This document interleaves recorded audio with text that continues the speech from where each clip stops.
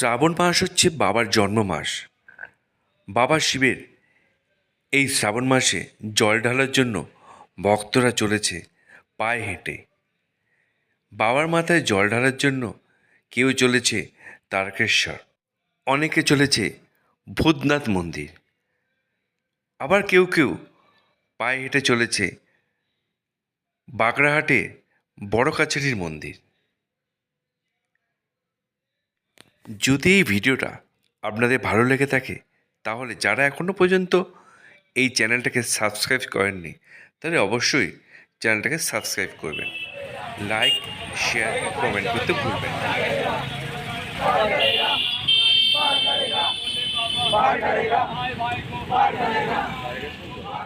বড় কাছারি মন্দির যাবেন কিভাবে, এই ভিডিওতে তা পুরো তুলে ধরা হয়েছে। কিভাবে পুজো দেবেন তাও এই ভিডিওতে দেওয়া রয়েছে। চলুন তাহলে ভিডিওটা পুরো দেখা যাক। এই শ্রাবণ মাসে আমরাও বেরিয়ে পড়লাম বড়গাছি যাওয়ার উদ্দেশ্যে। বড়গাছিটি যাবেন কিভাবে? যদি ঠাকুরপুর থেকে আসেন তাহলে চলে আসতে হবে বাগড়াহাট। বাগড়াহাট থেকে অটোতে কি ভ্যানে আপনাকে চলে যেতে হবে বড়কাছারি। আর যদি বারুইপুর দিক থেকে আসেন তাহলে বারুইপুর পদ্মপুকুর মোড় থেকে অটো ছাড়ে, সেই অটোতেও চলে আসতে পারেন এই বড় কাছারি মন্দিরের কাছে। আমরা গিয়েছিলাম অবশ্য অটো করে নেপালগঞ্জের ভেতর দিয়ে। আমরা এসে পৌঁছে গেলাম বড় কাছারি মন্দির। এখানে যদি পুজো দিতে চান তাহলে এখান থেকে প্রসাদ পাওয়া যায়। এই ডালাগুলো 50 টাকা, 30 টাকা, 20 টাকা। আর এই ঘটগুলো 10 টাকা আর 20 টাকা। এইগুলো দুধ পুকুর থেকে জল নিয়ে বাবার মাথায় ঢালার জন্য। এই পুরো ডালাটা নিয়েছিল 50 টাকা। পাশে পরপর ডালার দোকান রয়েছে। মন্দিরে ঢোকার মুখেই দুদিকে পড়বে পরপর ডালার দোকান। আমরা গিয়েছিলাম অবশ্য বিকালবেলা, অনেকটাই ফাঁকা। আর শ্রাবণ মাসে আজকের দিনে তেমন কোনো লোক দেখতে পেলাম না, যেহেতু আমরা গিয়েছিলাম বিকাল 5টার সময়। সামনে এগিয়ে যেতেই বাঁদিকে পড়বে এই দুধ পুকুর। এই দুধ পুকুর থেকেই জল নিয়ে বাবার মাথায় ঢালা হয়। যারা এখানে মানসিক করে থাকেন বাচ্চা হওয়ার জন্য, তারা এখানে বাচ্চা হলে এখানে নিয়ে এসে বাচ্চাকে স্নান করান। স্নান করিয়ে বাবার কাছে নিয়ে গিয়ে পুজো দেন। এই পুকুরে চারপাশটা আস্তে আস্তে সাজিয়ে তোলা হচ্ছে। আমরাও এই পুকুর থেকে জল নিয়ে নিলাম বাবার মাথায় ঢালার জন্য। এবার এগিয়ে যেতে হবে আমাদের মূল মন্দিরের দিকে। এই হচ্ছে মূল মন্দির। এই মন্দিরটা একটা বড় অশ্বত্থ গাছের নিচে। অশ্বত্থ গাছের নিচেই রয়েছে বাবার শিবলিঙ্গ।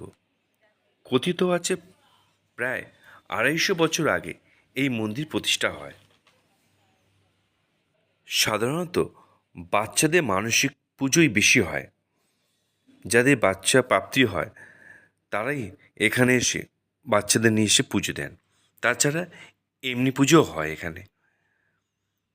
ভেতরে একজন ঠাকুরমশাই রয়েছেন। আপনাকে সোজাসুজি ডালা নিয়ে চলে যেতে হবে এই ঠাকুরমশাইয়ের কাছে। উনি আপনাকে পুজো করে দেবেন। আর যাদের মানসিক থাকে তারা এখানে পুজো দেন। বাইরে রয়েছে একটি শিবলিঙ্গ, তার সঙ্গে রয়েছে শিব দুর্গা আর গোপালের মূর্তি। এখানে পুজো দেওয়ার পর ধূপ আর মোমবাতি এই শিব পার্বতীর সামনে জ্বালিয়ে দেওয়া হয়। এই হচ্ছে শিব পার্বতী, তার পাশে রয়েছে গোপাল। শিবলিঙ্গের পাশে রয়েছে নন্দী মহারাজ।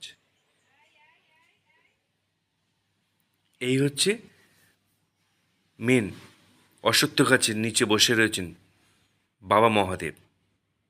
ভেতরে অবশ্য ছবি তোলা যায় না, তাই বাইরে থেকেই আমাদের ছবি তুলতে হয়েছে। এই মন্দির অবশ্য কোনো ভোগ প্রসাদের ব্যবস্থা নেই। যারা এখানে কোনো মানসিক করে থাকেন, তাদের মনস্কামনা পূরণ হয়, বিফলে যায় না। বাবা কাউকে খালি হাতে ফেরান না, তাই এই মন্দির এত জাগ্রত।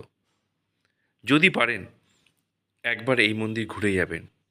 কারোর যদি কোনো মনস্কামনা থাকে তাহলে তারা এই মন্দিরের পাশে একটি কাগজে তাদের মনস্কামনা লিখে ঝুলিয়ে দিয়ে যান। আবার যখন তাদের মনস্কামনা পূরণ হয়ে যায় তখন তারা এই কাগজগুলো খুলে দেন।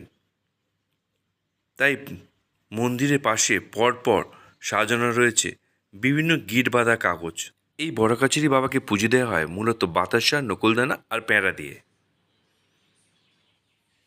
মন্দিরে পুজো দেওয়ার পর যখন বাইরে বেরোবেন তখন দুধারেই চোখে পড়বে ছোট ছোট বিভিন্ন দোকান।